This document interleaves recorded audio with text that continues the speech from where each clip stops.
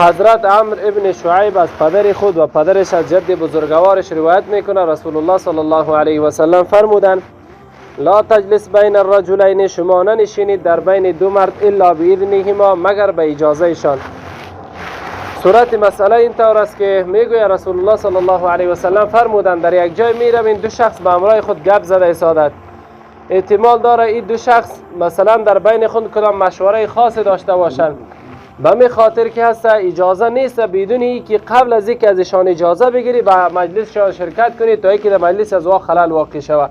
احتمال داره او را در بین خود گپ میزنن. به می خاطر مثل قبلا عرض کرده بودم اصحاب کرام عادت داشتن هر کدامش که وقتی که ده حویلی می‌درآمدن صدای خاص خود را میکشیدن، وقتی که در پیش یک برادر مسلمانشان میرفتن اجازه میگرفتن، اگر اجازه است ما پیشتان بیایم، اگر اجازه میده با پیشانی باز و اگر نه برو میگه با پیشانی باز پس میرفتن.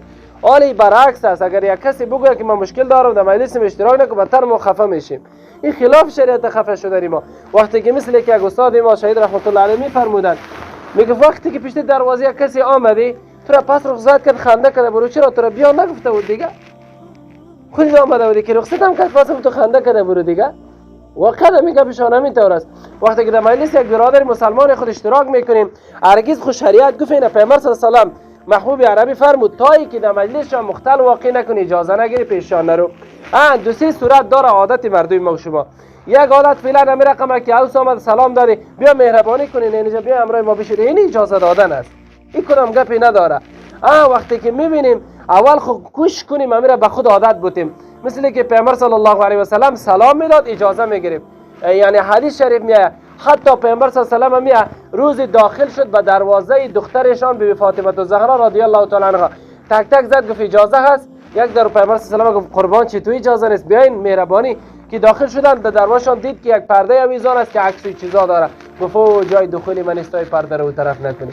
یعنی در خانه دختر اجازه میگرفتن. یکی دو برادر دیگه ما در مجلس ششته از خواهد مشوره دارن تا یک عرف عادت در یک جای مثل قبلا عرض کردم عرف عادتی است که رفتیم در رو احترام میکنه بیا بشی مشکل نیست بیا بازم یک اجازه بگیریم بهتر است. عن علی رضی الله تعالی عنه قال قال رسول الله صلی الله علیه و آله و صحبه و سلم بادروا بالصدقه فان البلاء لا يتخطاها رواه رزین. حضرت علی کرم الله وجهه روایت میکنه رسول معظم اسلام صلی الله علیه و سلم فرمودند بادروا بالصدقه، شما تیزی و چالاکی بکنیم به صدقه. چرا؟ فان البلاء لا يتخطا، زیرا که بلا مصیبت پیش شده نمیتونه صدقه. صورت مسئله شبگم حدیث شریف میآید میگم بلا و مصیبت و صدقه مثل دو دانه اسبی است که به همراه خود حرکت میکنن، نه گاهی ای پیش میشه و گاهی او پیش میشه. اما یک بنده مسلمان وقتی که صدقه را پیش میگیره هیچ وقت بلا و مصیبت از او پیش شده نمیتونه. خلاصه مطلب این از این حدیث شریف، یعنی می حدیث شریف یک کسی که ولو به فرایض رسیدگی میکنه احکام خدا را تأخیر نمیکنه اما سخاوت را داره، از یک کسی که بخیل است اما صدقه نداره میگه که قبلا به جنت داخل میشه، چون که با صدقه خیلی یک چیز فراخ است.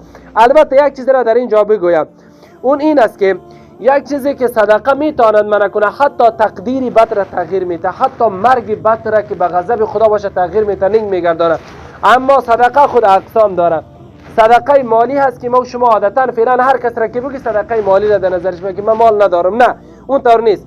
یک صدقه مالی را 4 قسم میکنه.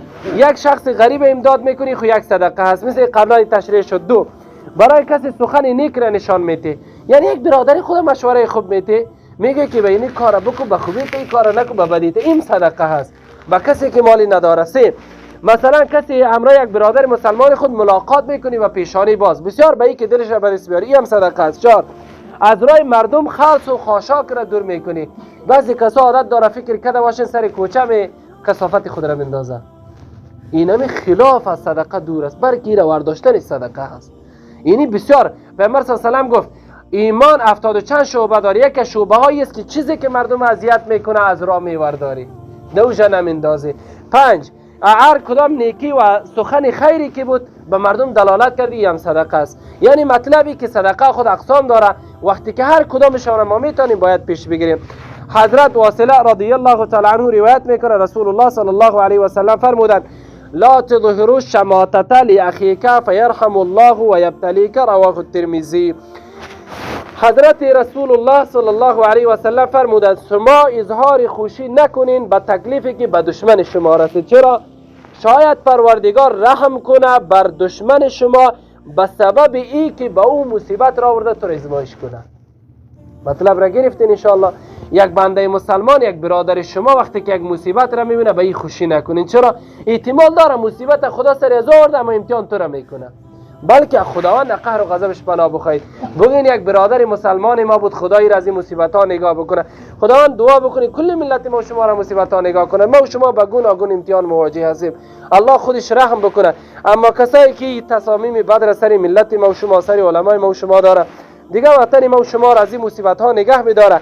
مطلب از این حدیث شریف این میبراید که هر مصیبت هر چیزی سر دشمن ما و شما که برادر مسلمان ما و شماست، اما آنها یک روزی بود یک گپ زده بود ما و شما را رنج داده و سر از آمد ما باید خوش نشیم، بلکه برعکس دعای توفیق در حق او بکنیم و همین چنین دعای نگه داشتن مصیبت در حق خود بکنیم. دور شریف بخوان. اللهم صل علی محمد و علی آله و اصحابه اجمعین. یا رب العالمین ما و جمله مطرح خدا یا رب العالمین توفیق نصیب بگردد.